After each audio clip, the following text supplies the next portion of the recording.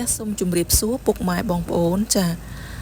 រីករាយស្វាគមន៍មកកាន់វីដេអូថ្មីរបស់នាងខ្ញុំចាថ្ងៃនេះសូមនាំអារម្មណ៍ពុកម៉ែបងប្អូនមកទស្សនាចាស្រះបុរាណនៅខាងក្រោយប្រាសាទសួរព្រាត់ឬក៏ប្រាសាទនាង12ចាស្រះបុរាណនេះគឺនៅនឹងមាត់ផ្លូវតែម្ដងប៉ុន្តែមិនសូវមានបងប្អូនគាត់ចាប់អារម្មណ៍ចូលមកទស្សនាទេចាស្រះនេះគឺមានទំហំធំចាហើយក៏មានជាខឿនថ្មបៃក្រៀមព័ទ្ធជុំវិញស្រះដែរហើយស្រះនេះដែរគឺមានឈ្មោះថាស្រះតាសេតចាអញ្ចឹងអញ្ជើញពុកម៉ែបងប្អូនចូលទៅទស្សនាជាមួយនាងខ្ញុំចាស្រះតាសេតនេះដែរគឺជាស្រះបុរាណដែលមានអាយុកាលរាប់រយឆ្នាំចាជាគេដំណើរដូនតារបស់យើង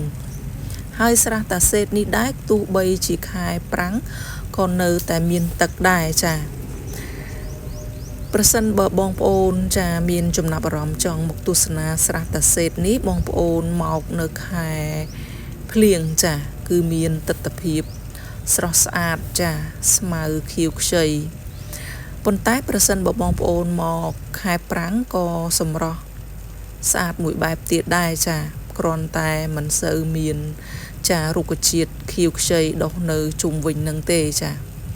ហើយស្រះតាសេតនេះដែរគឺជាស្រះមួយដែលគេបានរកឃើញនៅរូបបដិមាជាច្រើននៅក្នុងស្រះហ្នឹងបងប្អូនចានៅពេលដែលគេរកឃើញហើយគេយកចេញពីស្រះហ្នឹងទៅរក្សាទុកចានៅសារមន្ទីរចាការដែលយករូបបដិមាជាច្រើនមកទម្លាក់ចោលនៅក្នុងបាតស្រះនេះប្រហែលមកពីជំនឿសាសនាចាអញ្ចឹងហើយសាសនាដែលគេលែងគោរពចាយករូបបដិមាមកទម្លាក់ចោលនៅទីនេះចាប៉ុន្តែក្រោយមកអ្នកស្រាវជ្រាវគាត់បានស្រាវជ្រាវរកឃើញហើយបានយកទៅរក្សាទុកចាអញ្ចឹងបើសិនជាបងប្អូន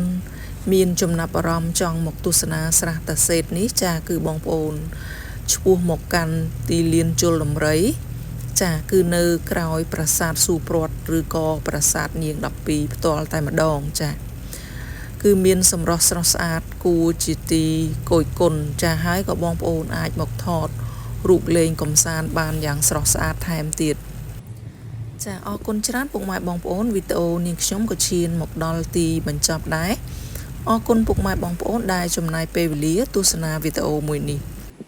ជូនពរដល់ពុកម៉ែបងប្អូនចាឲ្យជួបប្រទះតែសេចក្តីសុខសេចក្តីចម្រើន